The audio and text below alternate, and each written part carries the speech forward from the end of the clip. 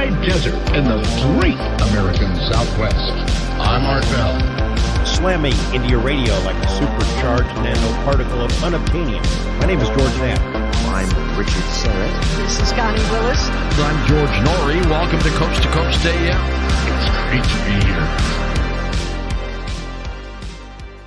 Hey everybody, it's Chris, and welcome to another episode of Coast to Coast PM. We're going to start calling these the Sunday sermons, and I do mean S-U-N, Sunday, as in the mighty Lord Creator of all that is good and holy in our solar system, Sol. That's right, Sunday.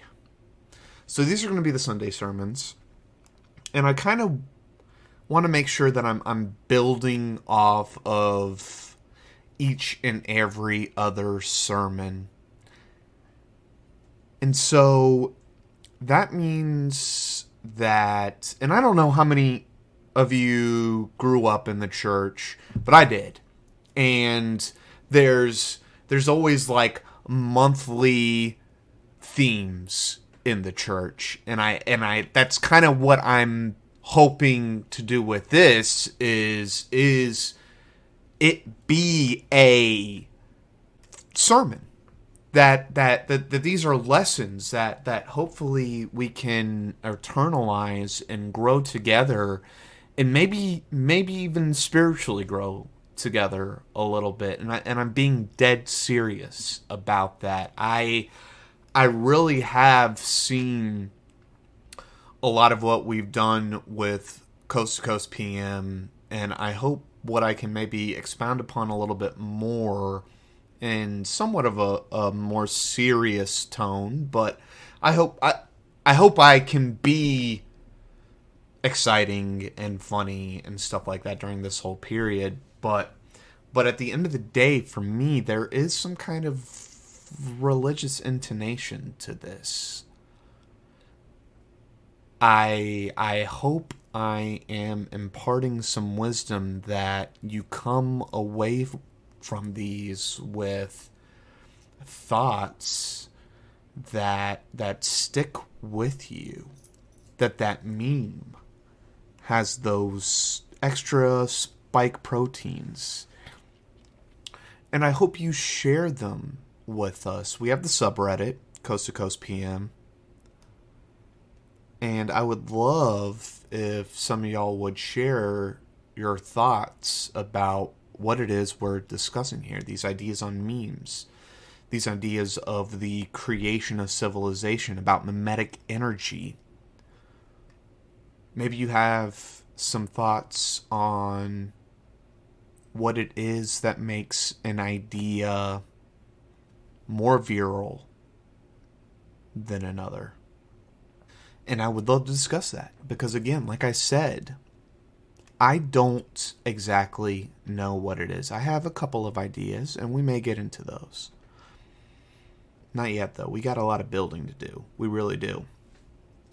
I didn't realize how much there was to some of these themes before I started talking about it. And Paul made fun of me. Naturally, he listened to the whole thing. God bless him. And he's heard a lot of this before. But he said that he hoped that many of you appreciated how much he has to reel me in sometimes, and how much he has to control me sometimes, because sometimes I just get a thought in my head and I can't really control it. And I just kind of follow it. And he's always really good to have there, because he can, metaphysically smack me around a little bit and say, come back to it.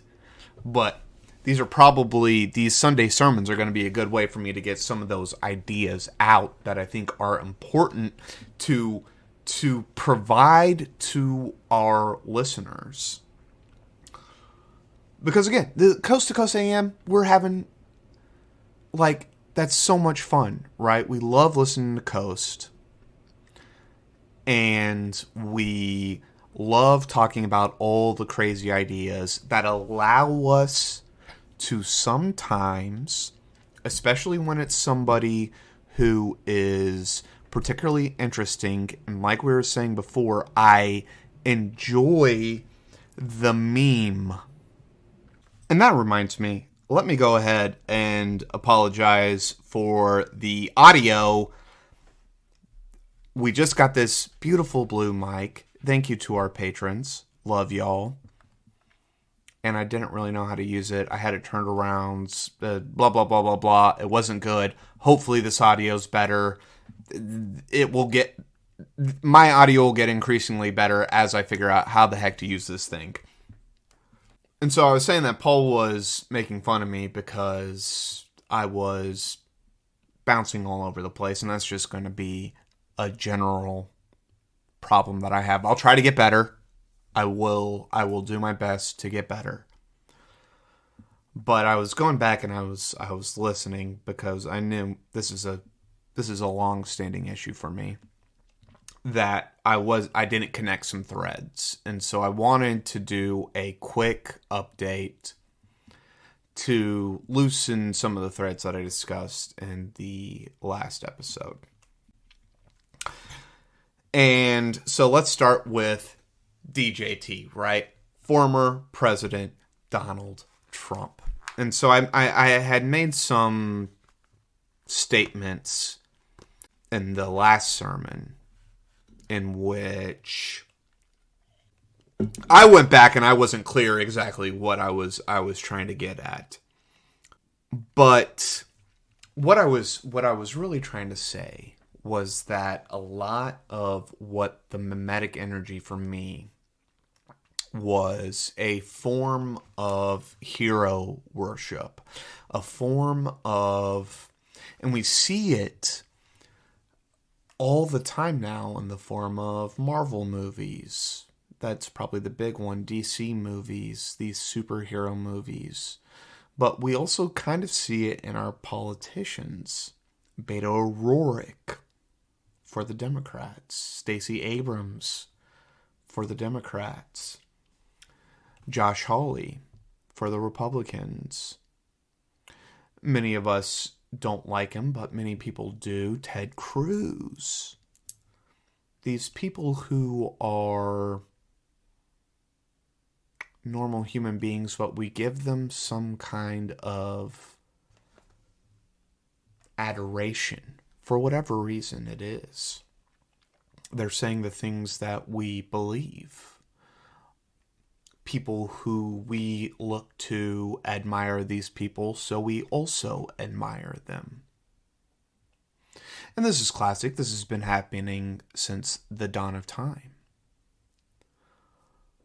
But what made Donald Trump different? And I was trying to touch upon it when I was talking about the snake oil salesman.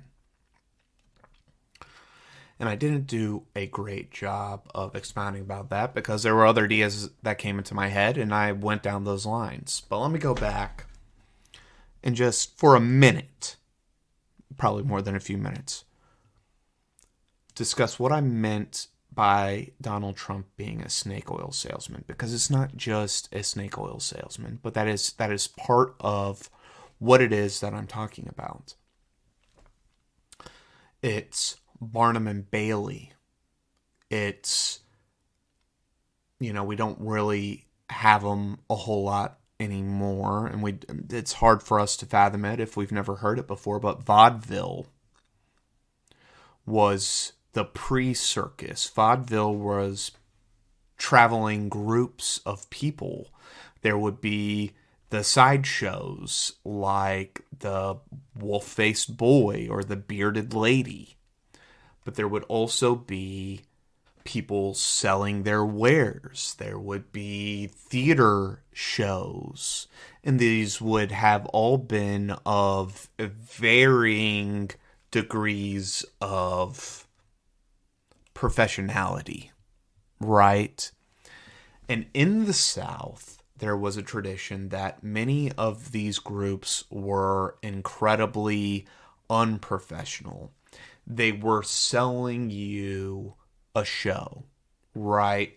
You were being sold on the hopes of being entertained. And that became a pretty well-known trope throughout the South. And trope, right? It's a meme. It becomes a memetic energy. It was after, this is probably post 1800s, possibly even post Civil War, that a revival happens in the South, especially revival. This is a rejuvenation of the Christian church. People start flocking back into the church. And traveling preachers start just setting up tents in the middle of fields and essentially allowing people, they would go into the different towns in the area and they would say, hey, we're having a revival out in the middle of blank and blank field. Come get you some old-time religion. And again, many of these people were incredibly charismatic. This is key. This is important. You got to be able to convince the people that you're selling something worth their time. And there's always a part, especially in the Southerner, that understands this is a show. I am being sold something. Every Southerner I know understands this. They've grown up in the church. They have seen charismatic and they've seen not charismatic. Dullards, preachers. Boring preachers. They're the worst. They're just up there droning all about God knows what. But the charismatic preachers, it doesn't matter. Again, it doesn't actually matter what they're up there talking about because I'm captivated. That boring preacher is going to get a couple of dollar bills out of me. The charismatic preacher, the one who makes me feel those spirits we were talking about in the last sermon. Who's going to make me feel that without a substance? And that is what Donald Trump was giving these people a feeling. Do I understand that I'm being lied to? Do I understand that this person is selling me? Yes, I understand it. I get that. Do I believe half of what this man is selling me? No. I don't.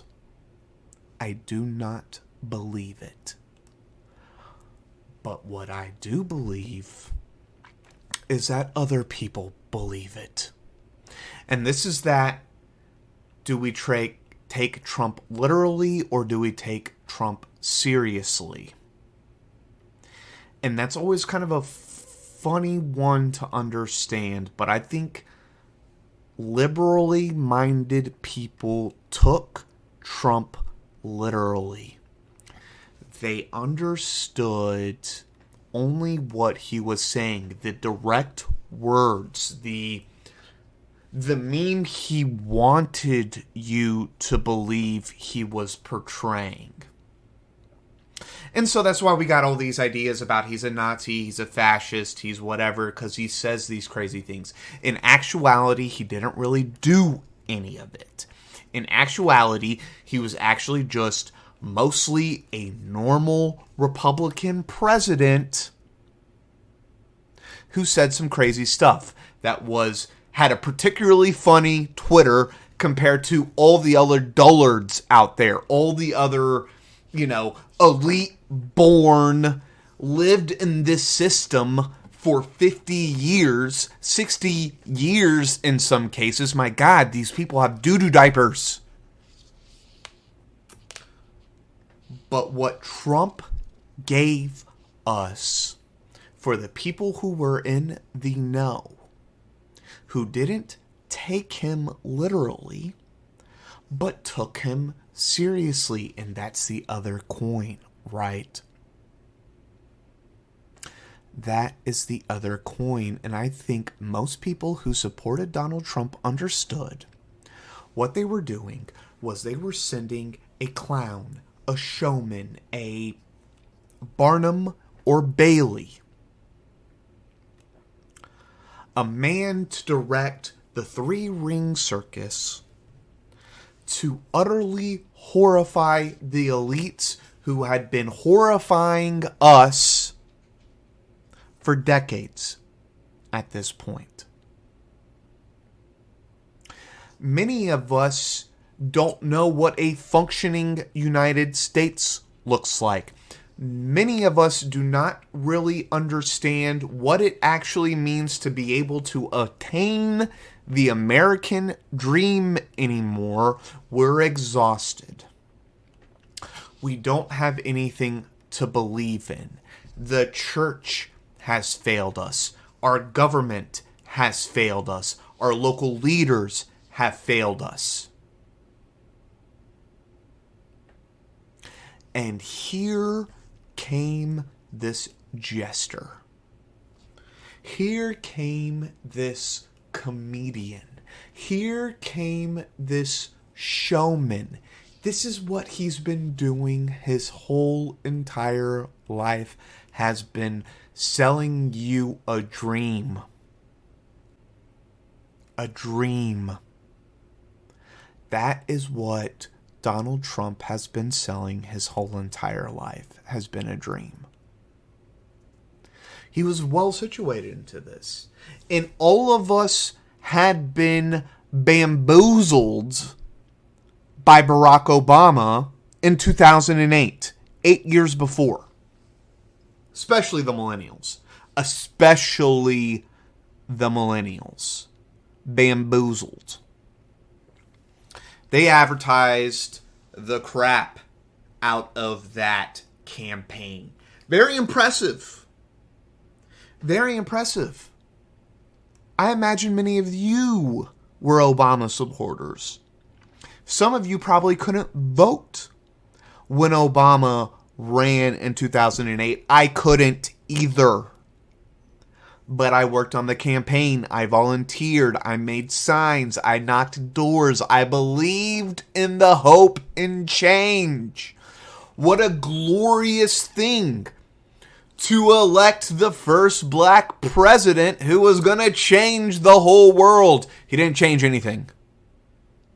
In fact, he solidified the rigid structures that had been happening since the 1970s. And so we sent this man as a giant middle finger to the elite who had sucked us dry. Who had sucked the life force and the blood from the American populace so that they could have a bigger yacht.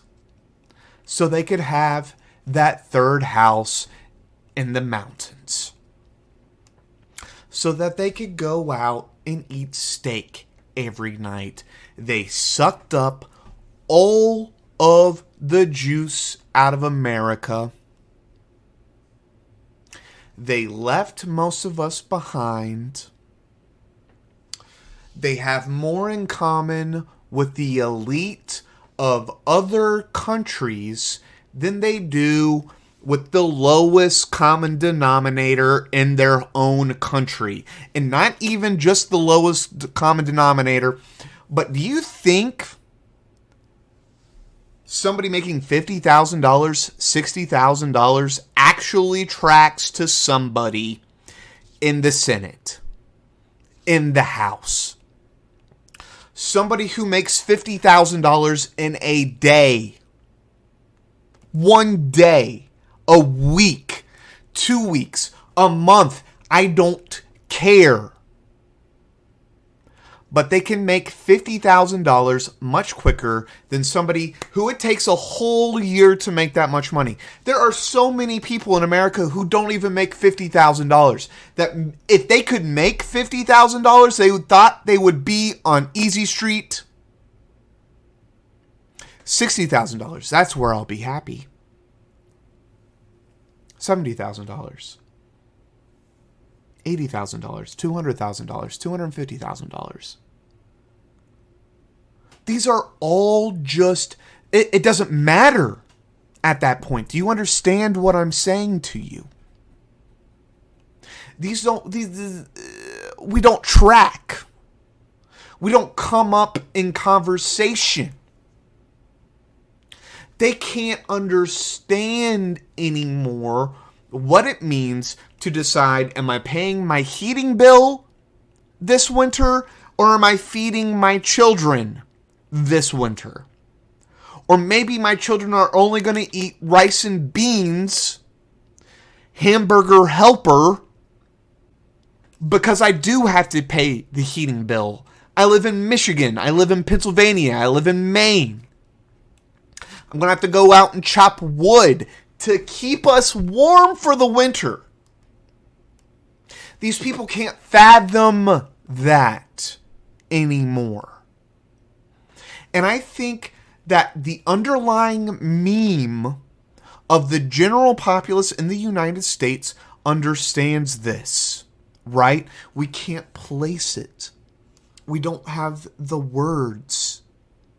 We don't have the memetic structure to put together what is happening to us right now. What is happening to us right now?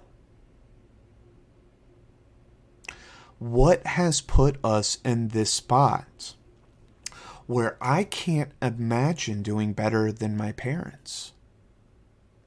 My parents didn't have this thought. They both did better than their parents previously, who did better than their grandparents. I come from a white middle class background, hetero background, right? Things have been pretty easy for me compared to others. Absolutely. But this is what I'm saying. If I am having a difficult time, how many others are having a difficult time? And this is what the kind of Occupy movement was trying to do, but did a terrible job of encapsulating and spreading, was that the vast majority of us are struggling terribly. We not only physically, but we're struggling mentally, emotionally, and spiritually. Because there is nothing to look forward to. What is there to look forward to for many of us? I'm going to be in a series of dead-end jobs, inflation. Maybe I'll have some kids. Maybe I'll be able to retire, maybe, at some point. Hard to see. We don't have any pensions. Nobody has a pension anymore. Maybe if you're a government worker, but other than that, we got some 401k that's maybe making some money, but just wait until the first recession, possibly depression that comes. 401k gets wiped out, of course. So one of the easiest things for the elite to take. It's all just stored there for them. Just gobble it up. Eat it up. And we're apathetic now, which makes it worse. It really does. It actually makes things much worse because many of us understand that there is nothing for us to do. Is that actually the case? Is that actually the case? Is there anything for us to do? Absolutely there is. 1,000,000%. There are so many things we could be doing right now in our everyday lives to ensure the eventual collapse of the elite power structure. And we'll get into those. That's a later sermon, though. But the apathy that many of us feel towards this slow-moving wall. Like in episode 4, Star Wars, when they're in the trash heap in the Death Star, and the walls are just slowly closing, and they're trying to brace the walls from closing so they don't get crushed. We are all slowly being crushed. We are all slowly being suffocated. Every single day, a little bit more suffocation. Because we're not necessary. But more on that later. What I was trying to say is that this was something that I think many people internalized in the United States, right? Again, we don't have the words for it. We don't have the form for it. We don't have the ability to explicate what it is that is happening to us, but we know something is wrong. We know something isn't right. And so what are we going to do? And they built us for this. They've been telling us now since at least 2000, Bush v. Gore, just vote. All you can do is vote. This is the most important election of your life. Make sure you vote. Are your friends registered to vote? Have they voted? Make sure they vote. Vote for the Democrat. Vote for the Republican. All you can do, the only thing that will really make you a true citizen is to cast your ballot. And that is all they've wanted from us. Probably before 2000, but the meme now is stuck in my head that it happens around 2000. The only thing that you're really needed for as a citizen is your ballot every 2 to 4 years, but honestly every 4 years, because they only really want us voting in the presidential. So, what do we do?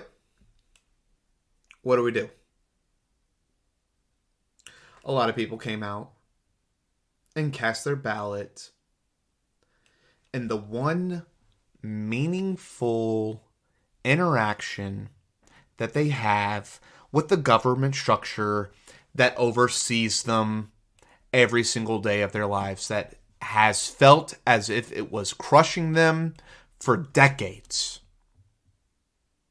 I want to cast my ballot for Donald John Trump, the showman, who, again, as I said, every person who placed their ballot for Donald Trump took him seriously, not literally.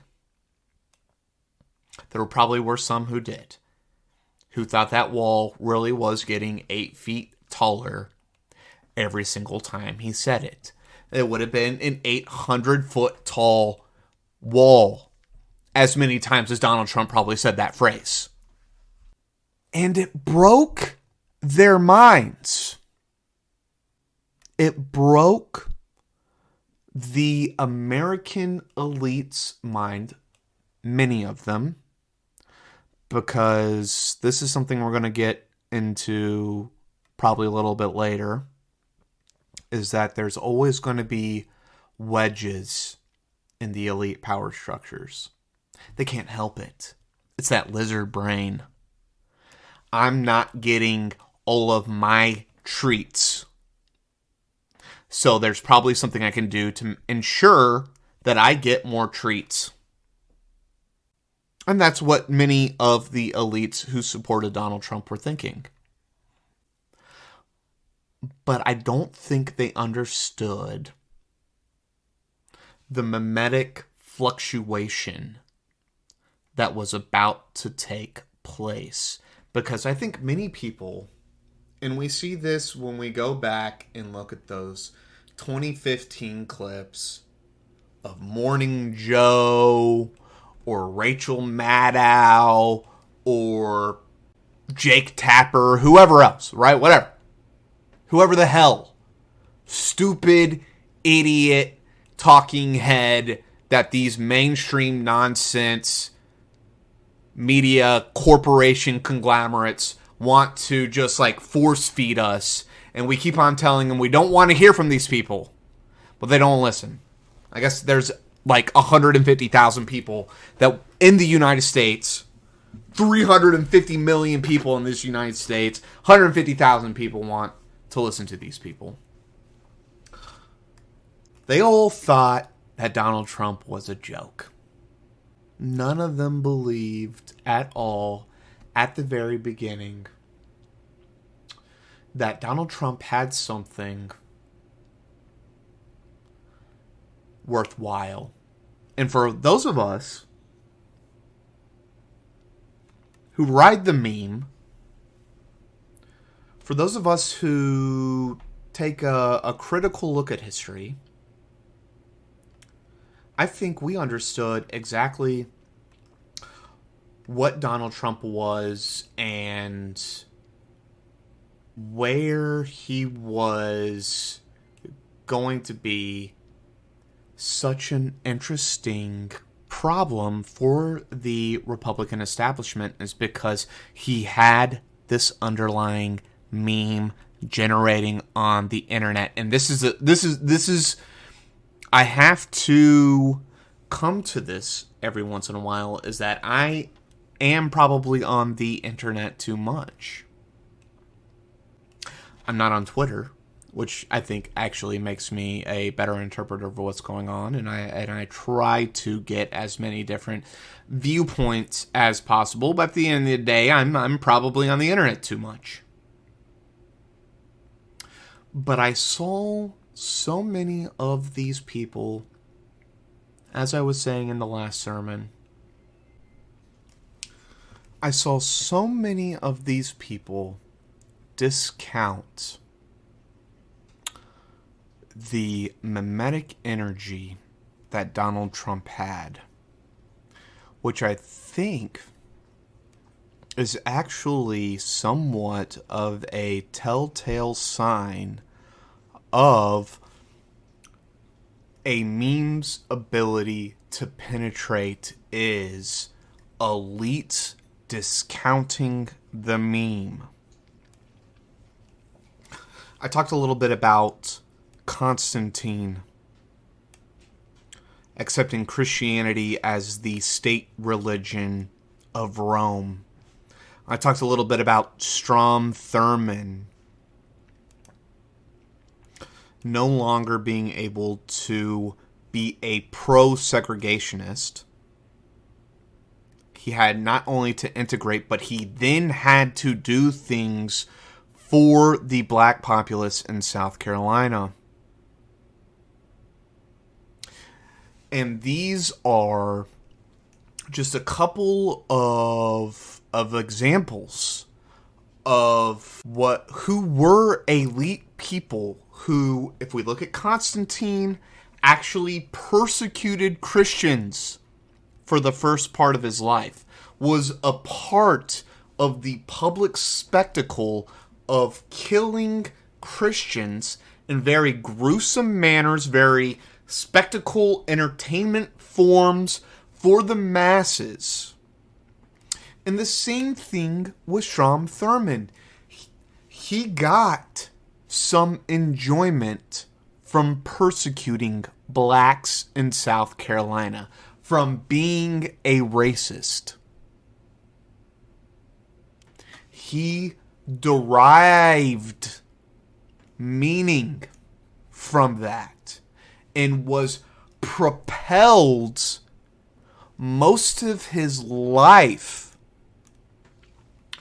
by segregation. Same thing with Constantine, propelled by this idea of a state religion in which he was one of the gods, but also a pagan belief that perpetuated the whole entire society.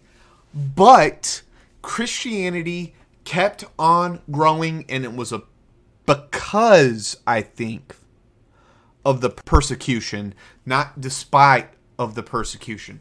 Same thing with our black brothers and sisters in South Carolina.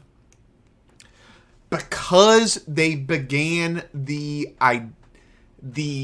persecution against blacks, stopping them from registering to vote, stopping them from casting ballots, stopping them from eating at lunch tables, lunch counters, with their white brothers and sisters. The persecution gives the people meaning.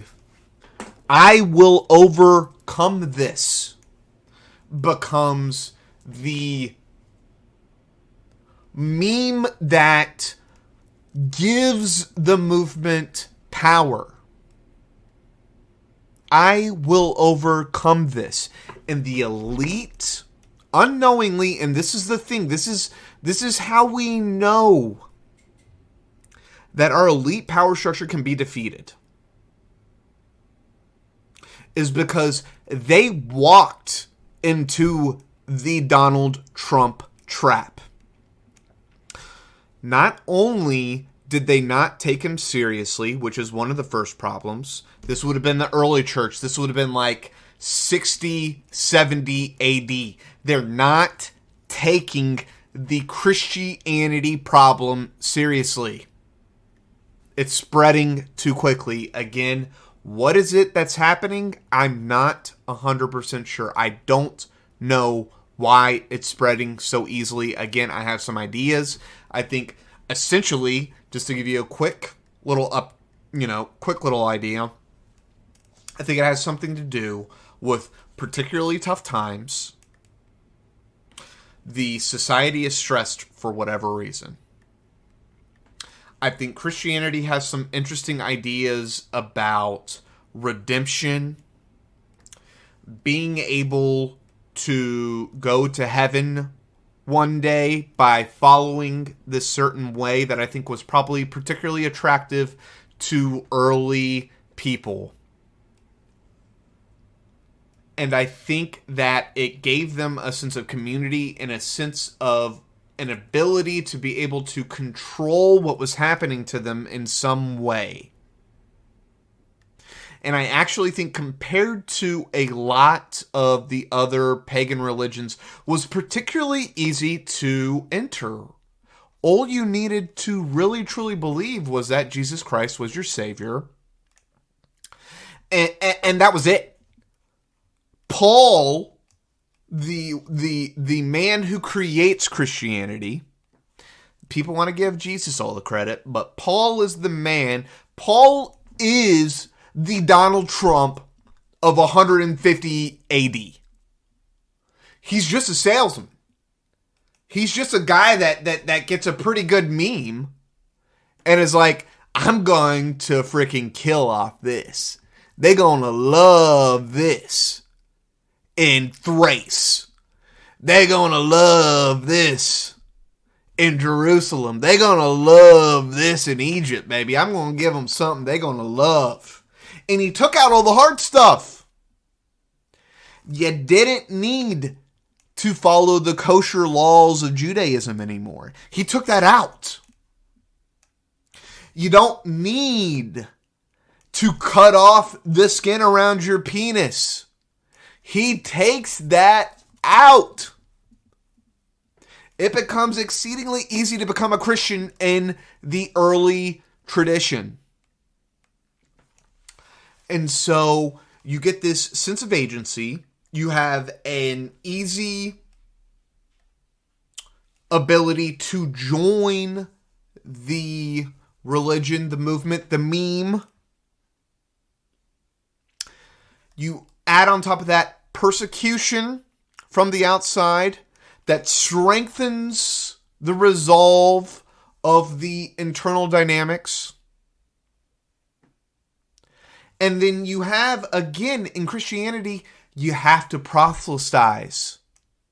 You have to evangelize.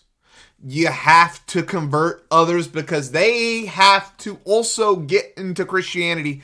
And so you have all these things that help perpetuate the meme of Christianity to where we come to Constantine, and he's looking over his empire and he's saying, holy crap, I either have to be consumed by this thing, which no elite wants.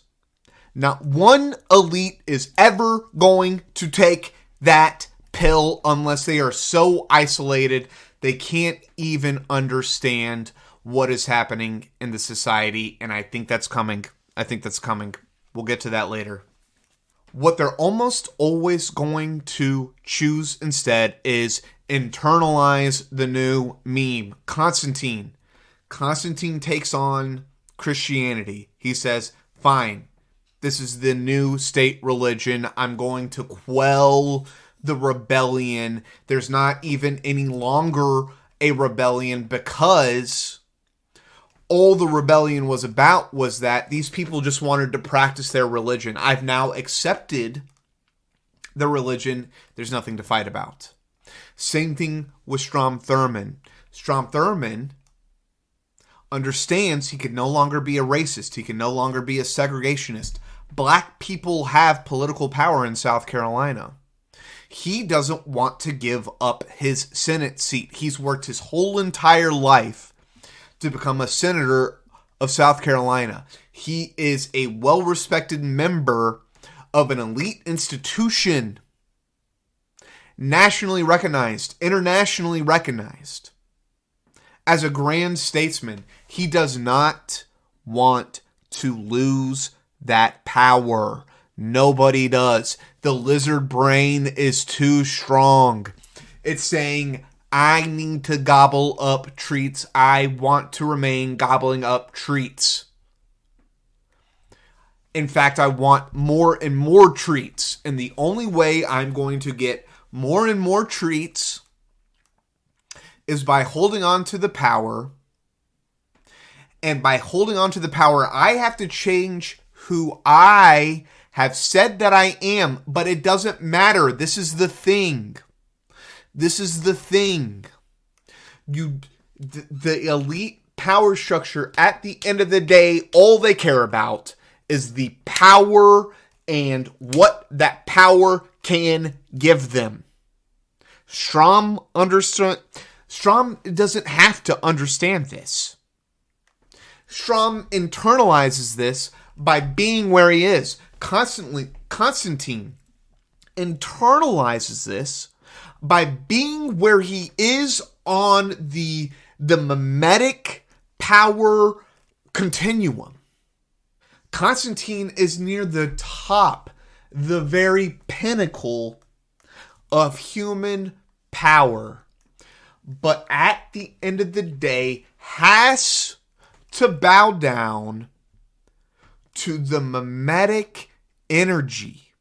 Strom-Thurmond has to prostrate himself to the new Memetic energy that is taking place in their respective realms. And one of the things that I fear more than anything, and maybe this isn't, it is a fear. It is a fear. It legitimately is a fear, because I always think that I wish history would have gone a different way, and I don't know what it is. You know, was it Kennedy? Was it FDR? Or was it even before that, right? Was it the Reformation? Was it Constantine accepting Christianity? Again, as we were saying before, it's built into the very foundation of civilization from the very beginning, when we're just building villages, when we're just building towns. It's built from the very beginning from there. And where I think we're culminating in, where I think we're bubbling up to, what I think the future holds to us, is actually pretty dark.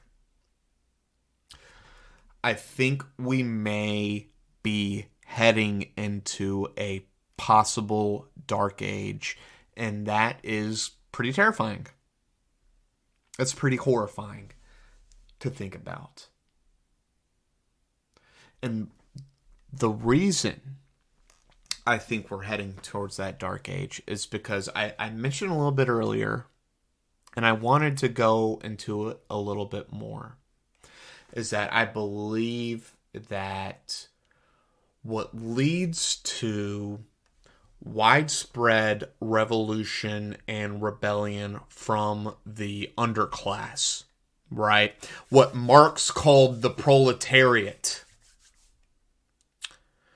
What in the US we've taken to call the working class. We're all working class, you dum-dums. We're all working class.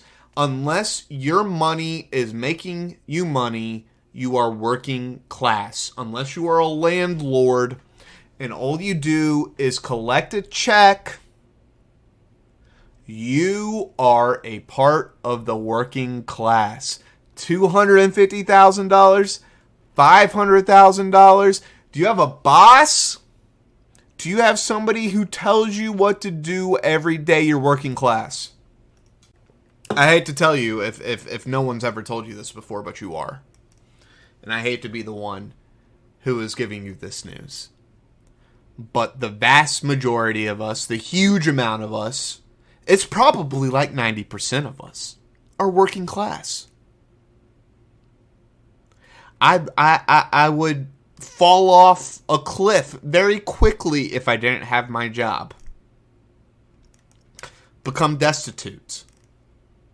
I'm probably one serious medical malady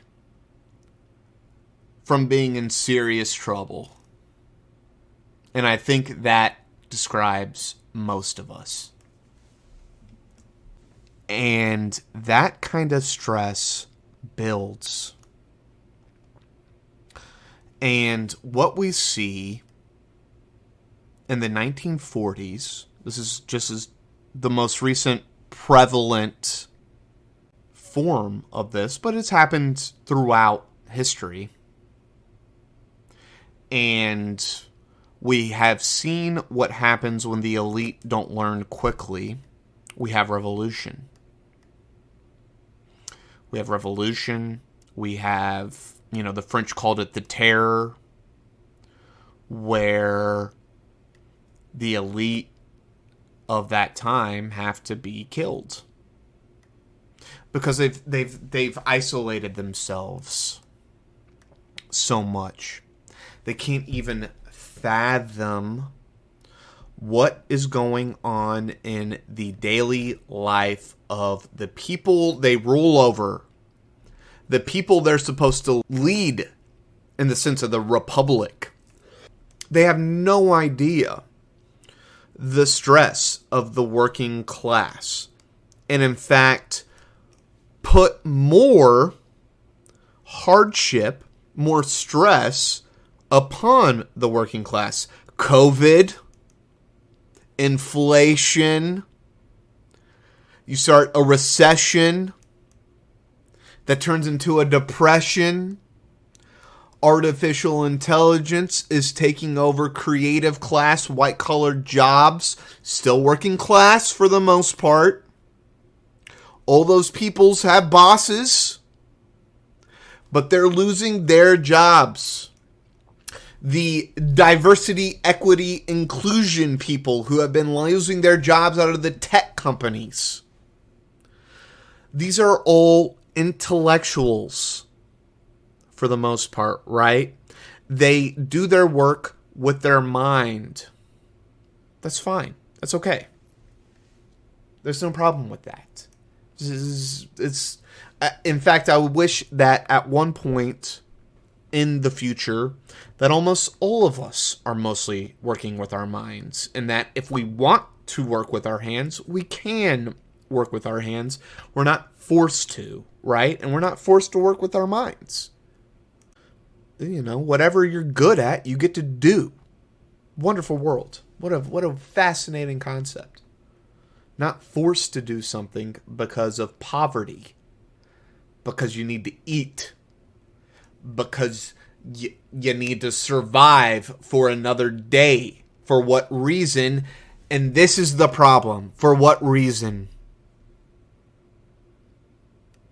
And the working class, the proletariat, the lower classes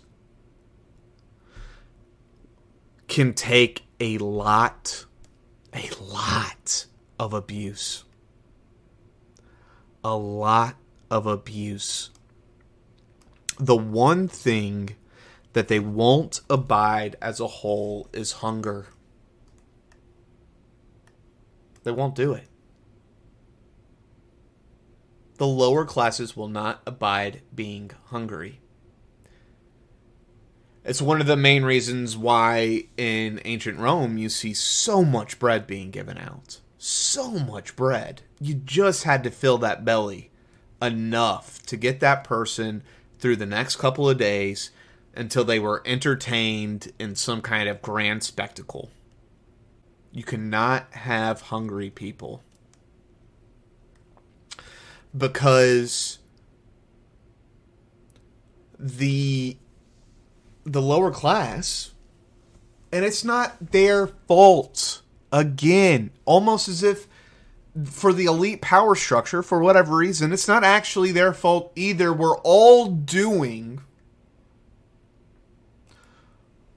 exactly what the pieces have provided. And there have been individuals who have seen their way out of this conundrum, right? It's almost, sadly, very, very sad. I'm so sad to say, my dear coasternauts, but it really is Calvinism. And for those of you who don't know, John Calvin, early Protestant, who gives us the idea of predestination. And what I mean by predestination is that from the moment you're born to the moment you die, God knows every action you're going to take. Everything is pre-described. You don't really have any free will. You're just kind of a cog in the machine doing what God wants you to do. I mean, that's really the best way to do it. You're a cog in the machine. You're not actually acting upon the world. It's God who is acting upon the world. And so that means that as soon as you're born, God already knows if you're going to heaven or going to hell. And that's actually kind of a funny way of describing a lot of history. Most of us, the vast majority of us, I mean, it's like 99.999. I'm looking all the way down through the millennia at the nines. The vast majority of us will never be able to truly fathom our place inside the machinery. Right? That fish swimming in the water. How many fish do you think understand the concept that they need the water to survive? Now, you could say you could pull the fish out of water and they will die, or they will sit there and they will suffocate until you put them back in water. Does the fish realize that they are now in a new world where they can't breathe, but they look around and they see things breathing? And they get placed back in the water and they can breathe again. That fish has an ability to now see things as no other fish could. This is something that happens rarely in humanity. Very rare. Very rare.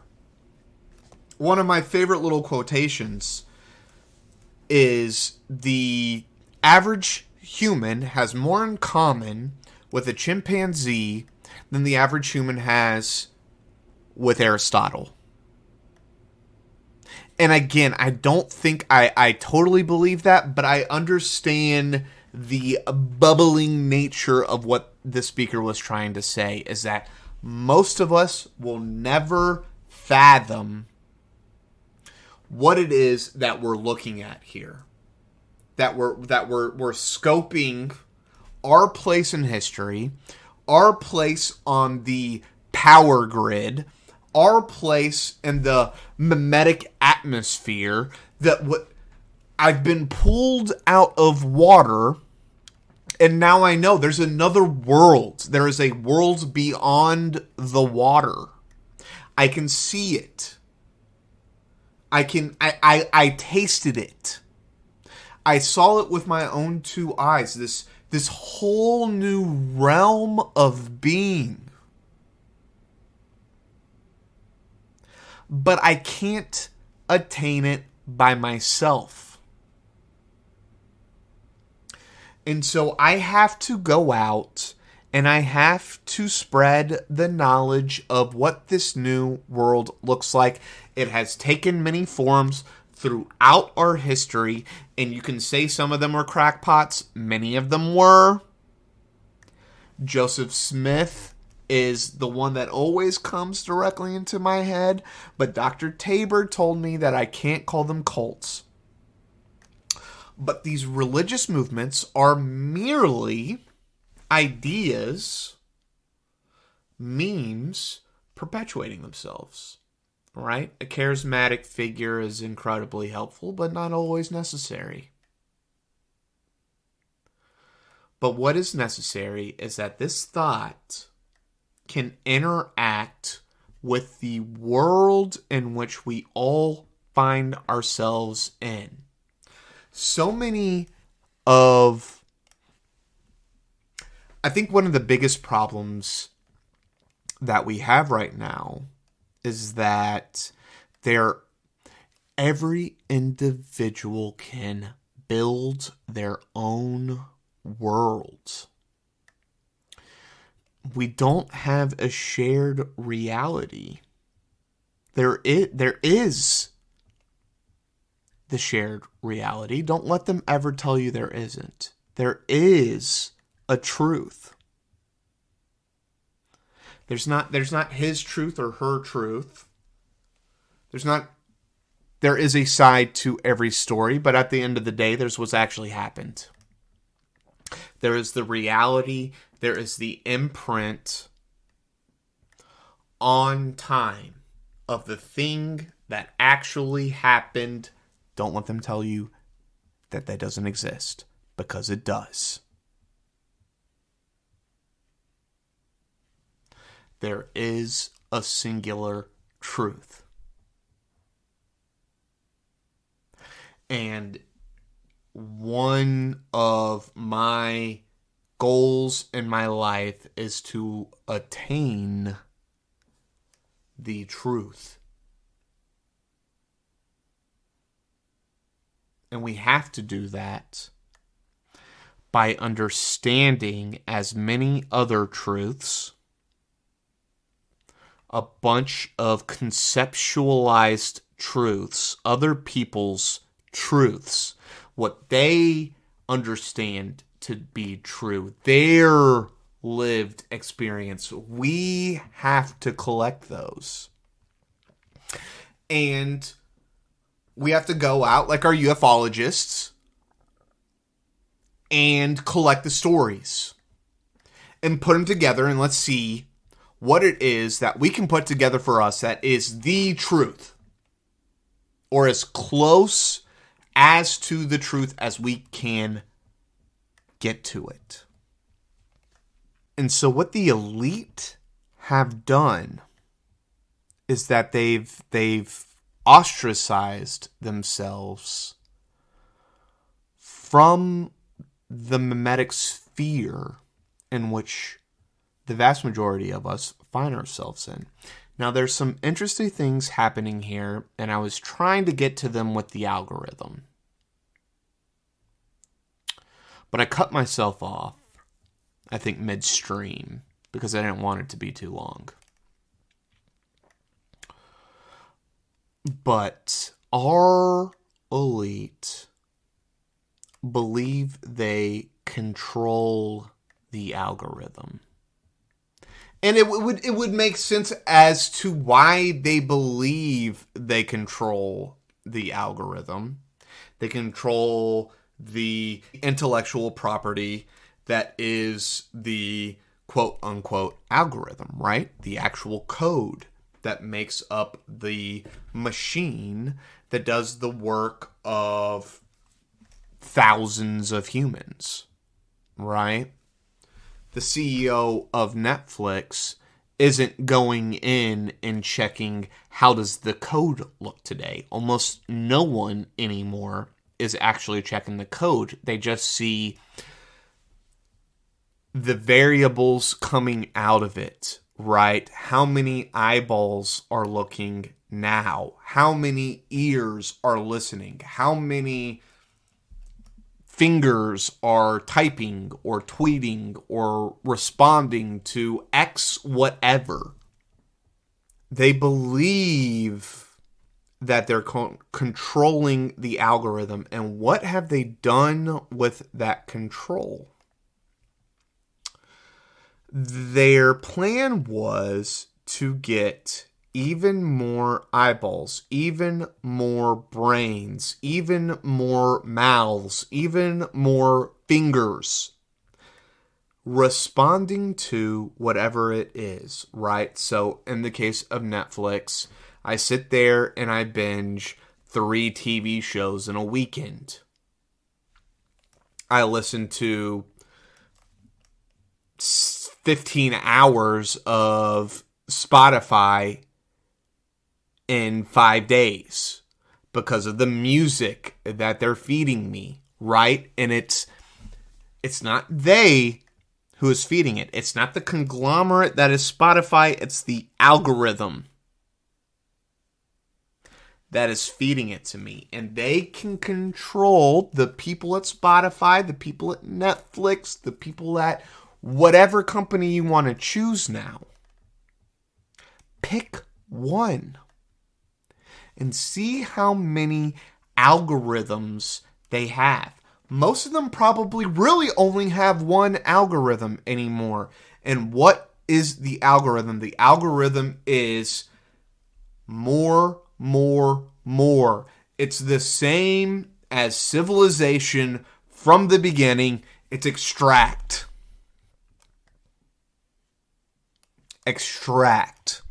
And in different cases, it's going to look differently, but it's still extract our minds, extract our attention, extract our dollars. But this is the first time that has been automated. And I think one of the things that we're beginning to learn as a society, it's a little bit slower than I would have wanted. But again, I suffer from it all the same, is knowing that it's happening to us. We're all collectively starting to learn that the first take is the wrong take almost always. We're all starting to learn, and this is going to be one that it probably takes a couple of iterations, but I think we're all going to get pretty hyped to it pretty soon, is the fake video. We've all seen it. We're going to get fooled a couple of times, but, the George Bush saying, fool me once, shame on you. Fool me twice, you can't get fooled again. We're going to get fooled a couple of times, but most of us are pretty hip to the jive. We're not going to interact immediately. And I think many of us are learning the algorithm as well. It's always going to take some time. Think how old the internet actually is. The ubiquity, the everyone having a phone in their pocket is really maybe only a decade old. Maybe 20 years for not every household, but many households in the United States. having a computer, some way to reach the internet.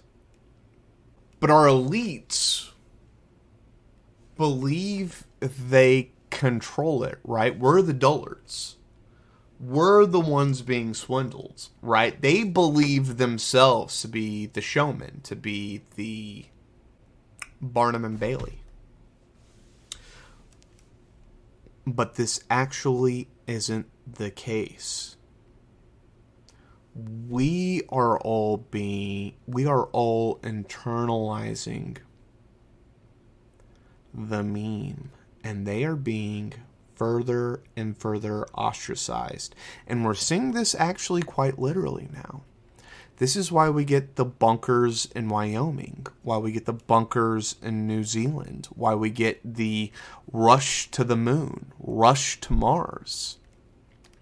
They understand quite clearly how much the elite have isolated themselves. The elite probably have internalized this more than any of us can ever fathom. It's why they have these giant yachts and they have to go to private islands. They have to be able to get away. They have to be able to separate themselves because they are no longer a part of the vast societal meme, and this is very bad. This is not a good thing. This is something that it's taking me a very long time to come to terms with. This is not good.